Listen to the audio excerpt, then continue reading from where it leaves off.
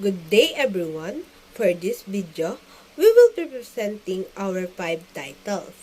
For our first title, a comparison of the effectiveness of traditional flyers and Facebook marketing strategies of multi-shops in Lusacan, Chaong, Quezon. This is supported by a study by Franzen et al.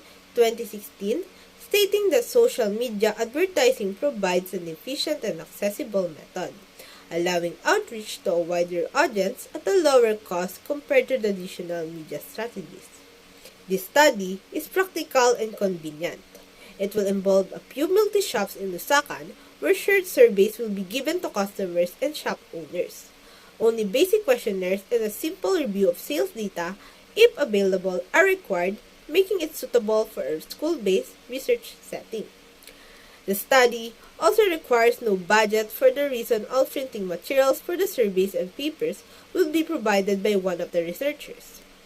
This research supports SDG 8 by promoting small business growth through effective marketing strategies and SDG 9 by encouraging innovation through the comparison of traditional and digital marketing methods. Additionally, this study will use a quantitative, causal, comparative research design to examine and compare the effectiveness of the two marketing strategies.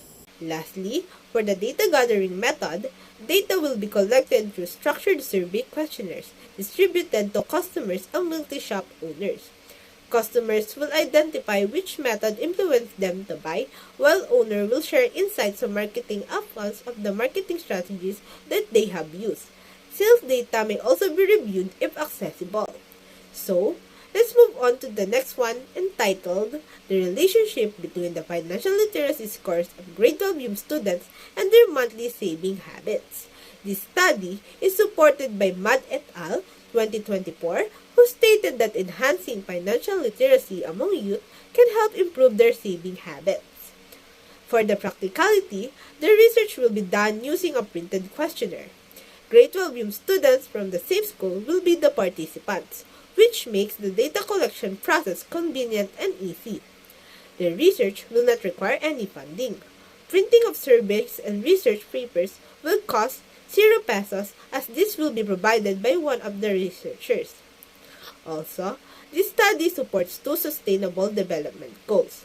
SDG 4 because the research aims to improve financial literacy among students, and SDG 8 since developing saving habits contributes to financial responsibility and long-term economic well-being.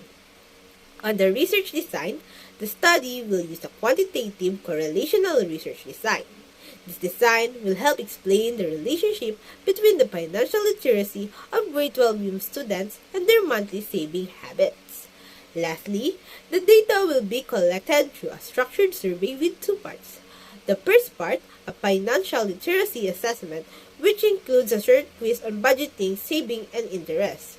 The second part, a saving habits survey where students will self-report the frequency and amount of their savings and wages. These 2 parts will measure both the financial literacy and monthly saving of the participants. For the third title, what is more cost-effective between locally or online platform source for barangay entrepreneur? To support of our study, the article by the Balance Editor 2022 support the idea that online shopping can be cost-effective due to advantages such as discount code, daily deals, tax-free purchase, and free shipping promotion. They suggest that online platforms may offer cost savings for barangay entrepreneur. The practicality of our study is practical because it can be conducted through simple survey with straightforward questions, making it easy to gather data from barangay entrepreneur in the local area. This approach allows for efficient data collection and analysis. The budget of our study has minimal budget, with no cost for printing survey and research paper, as one of the researchers will be provide the necessary materials. This makes the study feasible and cost-effective to conduct. The SDG link of our study is linked to 2 Sustainable Development Goals or SDGs. SDG 8, Decent Work and Economic Growth, and SDG 12, Responsible Consumption and Production. By exploring cost-effective options, for barangay entrepreneurs. The study contributes to promoting economic growth and responsible consumption practices. The research design of our study is employed as a quantitative causal comparative. By comparing the outcomes of two distinct groups, this design allows for identification of potential causal relationship and difference in cost effective between two platforms. The data gathering method of our study, a structured survey using a Likert scale, will be distributed to barangay entrepreneurs to gather data of their perception of cost effectiveness. The methods allows for quantitative analysis and comparison of the two sources, providing insight into the preference and experience of local entrepreneurs. For the fourth title, a comparison of the customer satisfaction rating between the trained and untrained business owners in Barangay Lusacan. For support, according to DBRAS 2024, highlights the training employees plays a vital role in improving customer service and satisfaction. Although the study focused on hotels, the same idea applies to local businesses. Training can lead to better customer experiences. The research is easy to conduct. It involves choosing both trained and untrained business owners in Barangay Lusacan, then asking their customer to answer simple survey. The budget of our study is minimal budget. This study is with no cost for printing survey, and research paper will be provided by one of the members. Our SDG link, or Sustainable Development Goals. SDG 4, Quality Education. SDG 8, Decent Work and Economic Growth. This project supports the goal of promoting lifelong learning by showing how training can help business owners improve the way they serve their customer.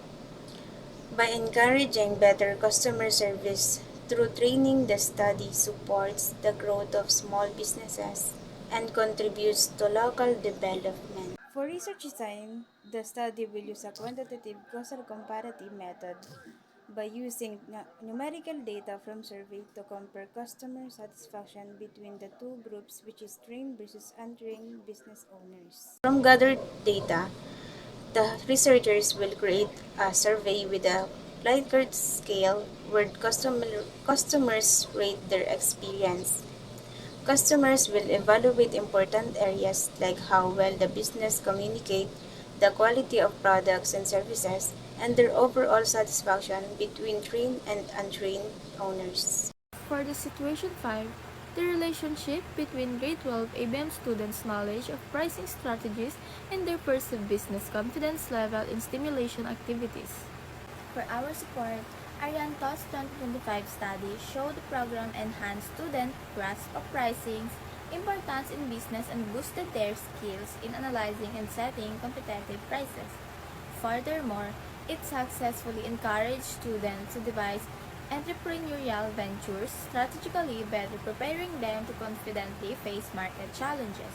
For the practicality, the study is easily conducted within the school by surveying grade 12 ABM students with business simulation experience, a simple questionnaire making it manageable for student researcher.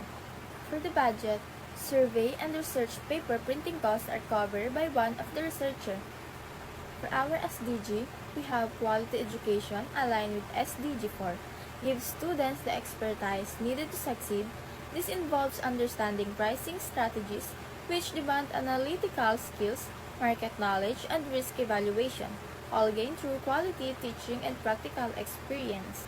Next, we have SDG 8, which is the decent work and economic growth, promotes strong, fair economic progress, and good jobs. This directly affects how well grade 12 ABM students understand pricing and feel confident in business simulation.